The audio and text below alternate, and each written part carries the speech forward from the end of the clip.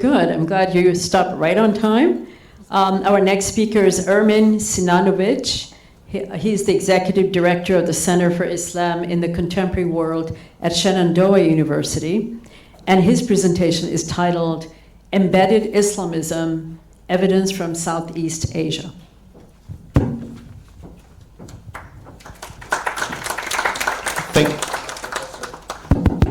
Thank you so much, Professor. Good afternoon.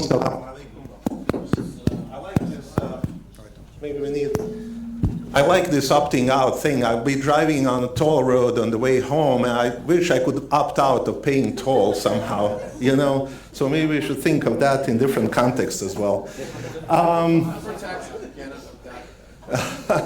It only works one way, right?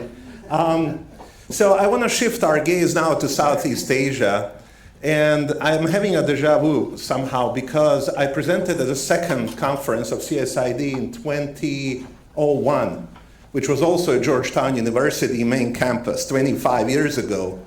And that paper was published in a journal edited by Professor Esposito, Islam and Christian-Muslim Relations, a couple of years later. So it's kind of like going full circle now. So this is going to be more of an kind of academic paper, and I hope this thing works. Oops. All right.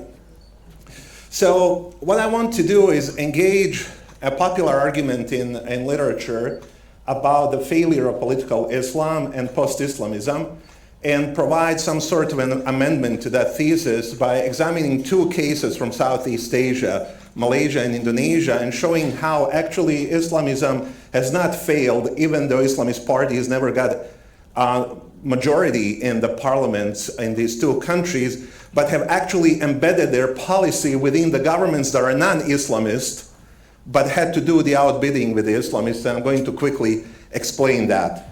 So the puzzle here is that we have the post-Islamist claim that was developed by Olivier Roy and Asif Bayat, who basically were saying that political Islam has failed. It has failed to capture the imagination of the people. It has failed to capture political power.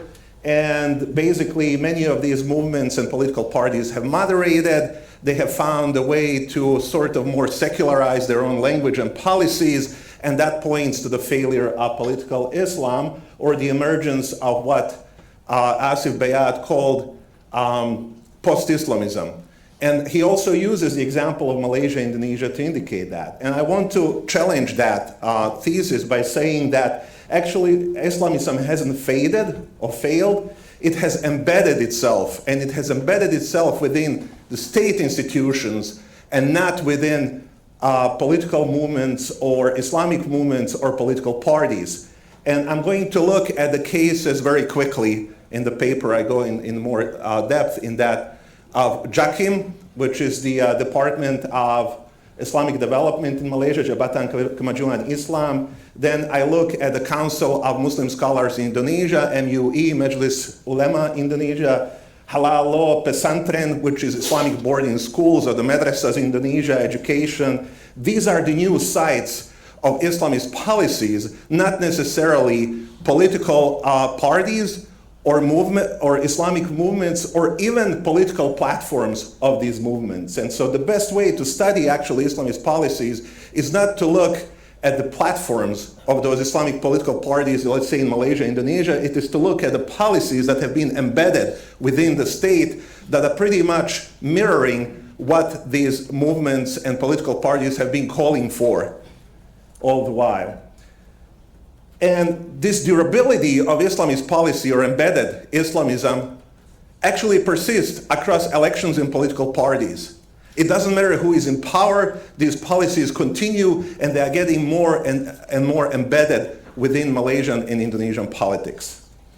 So what is this concept of embedded Islamism? I define it as the institutionalization of Islamist norms within state structures, whether they be legal, administrative, educational, and regulatory, such that those norms govern routine public practice independently of the electoral futures of Islamist parties.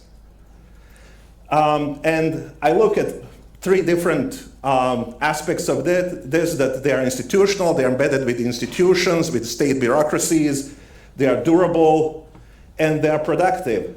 They persist over time, they are intergenerational in a way, and they are also self-replicating and self-reproducing. Just quick engagement with literature. Many of you would be familiar with Olivier Roy and his thesis on the failure of political Islam, as well as Asif Bayat and post-Islamism. And even 20 years ago, I wrote a short review of these ideas, but back then I wasn't able to see the full implications of what was going on. And today, I think when I looked back at it, I came up with this concept of embedded Islamism. So the two case studies that I look at, I said, are from Southeast Asia. The first one in Malaysia. If you look, for instance, at JAKIM, which is a department within the Prime Minister's Department, Jabatan Kemajuan Islam Malaysia, the Department of Islamic Development in Malaysia, it has more than 1 billion ringgit annual budget today, which is about $250 million, not small by any means. And it deals with halal certification, many other issues, promoting different policies. Now, you may ask, so, okay, these are state policies. How is this Islamist? And my answer to that would be that many of the policies that they are promoting today were the policies that initially were promoted by Islamist political parties and actors and movements, and they were adopted by the government. So what happened then is that the government, as they saw the rise of the popularity of Islamist politics, they adopted and co-opted many of these policies in order to outbid Islamist actors and to reduce their electability. At the same time, the net result of that was that state was becoming more and more Islamic in practice along the lines of the proposals that were initially promulgated and formulated by Islamic political parties. If you look at national education, for instance, that K-12 education, you have compulsory Pendidikan Islam, or Islamic education is compulsory for all Muslims. This is what Islamist or Islamic movements called for in the 1970s, 1980s, criticizing government. There is not enough Islam in education. Well, now you have a lot of Islam in education, but you don't have Islamists in power.